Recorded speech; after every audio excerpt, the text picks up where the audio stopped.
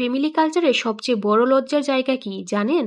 বিপদে পড়লে ফ্যামিলি আমাদের কমফোর্ট দিতে পারে না, উল্টো আমাদের জন্য আরো বড় বিপদ হয়ে ওঠে। ফ্যামিলির কালচার নিয়ে আমাদের গর্ব আছে, ভালো লাগা আছে, আবেগও আছে, কিন্তু ফ্যামিলি কালচারের সবচেয়ে বড় লজ্জার জায়গা হলো কোনো বিপদে পড়লে আমরা কখনোই ফ্যামিলির কাছে যাইয়া সমস্যাটা বলতে পারি না, কখনোই বুঝাইতে পারি না। উল্টো ফ্যামিলির সম্মান রক্ষার জন্য অনেক বড় বড় বিপদ আমরা চেপে যাই, সহ্য করি এবং প্রয়োজনে মরেও যাই। তবু আমরা ফ্যামিলির কাছে যেয়ে বলতে পারি না যে আমাদের হেল্প করো, আমাদের বাঁচাও। যতই আমাদের জন্য জীবন দিয়ে দিক বা আমাদের জন্য অনেক কিছু করুক, আমাদের ফ্যামিলির বড় মানুষদের এই লজ্জার দায়টা কিন্তু নিতেই হবে। তাদের স্বীকার করতেই হবে। তারা যদি একটু বোঝার চেষ্টা করতো বা মিথ্যা সম্মানের চেয়ে সন্তানের জীবনটার একটু গুরুত্বপূর্ণ ভাবতো, তাহলে কিন্তু তাদের জীবনটা আরো সহজ হয়ে যেত। আজ এক গ্রুপে একটা মেয়ের কাহিনী পড়ে মনে হলো, বিপদের সময় যদি পরিবার আশ্রয়ই না হতে পারে, উল্টো পরিবারের কথা ভেবে যদি আমরা আরো গভীরতর খাদেই পড়ে যাই, তাহলে ওই পরিবারটা দিয়ে আমরা করবোটা কি? এই মেয়েটারে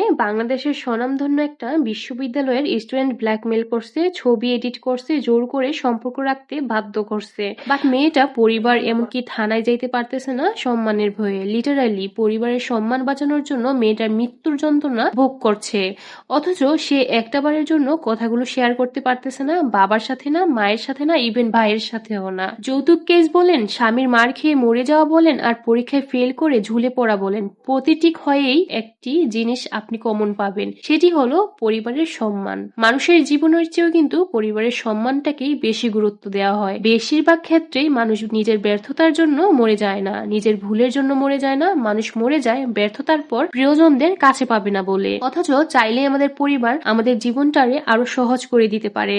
বলতে পারতো, যত বড় ভুলই হোক ফিরে আসার পথ বন্ধ না। তোমার পরীক্ষা খারাপ হয়েছে, তুমি বাসায় ফিরে এসো। তোমার বউ বা স্বামী তোমারে ভালোবাসে নাই, আমরা তো আছি, আমরা তোমারে ভালোবাসবো। ঠিক ভুলের হিসাব পরে হবে, আপাতত ঘরে এসো, দুইটা খাও, 2 দিন ঘুমাও, তারপর যা হয় দেখা যাবে। এই কথাটুকু বললেই দেখতেন এই দেশের 90% আত্মহত্যা বন্ধ হয়ে যাইতো। দেখতেন ওই মেয়েটার মতো লাখ লাখ ছেলে মেয়েকে জীবন্ত জাহান্নামের বুকে বয়ে বেড়াতে হতো না। দেখতেন অনেক অপরাধের বিচার হতো, ভিকটিম না অপরাধীর পরিবার তটস্থ থাকতো সম্মানের ভয়ে। কিন্তু না, আমরা আমাদের সন্তানরে, আমাদের ভাইরে, আমাদের বোনরে কুরবানি দিব, তাও ব্ল্যাকমেলের কথা কাউকে জানাবো না। কারণ পরিবারের সম্মান যদি চলে যায়, অদ্ভুত আমাদের এই সম্মানের ইগো, অদ্ভুত আমাদের পরিবারের খানদানি ইমেজ। খোদা মানুষরে বলল, বান্দারে তুই উহুদ পরিমাণ পাপ করেও আমার কাছে ফেরত আয়, আমি তোরে ক্ষমা করে দিব। কতই বা আর পাপ করেছিস, তোর পাপ তো আর আমার ক্ষমার চেয়ে বেশি না, তুই ফিরে আয়। এই বলে খোদা আমাদের জন্য তার দরজা খুলে দেয়।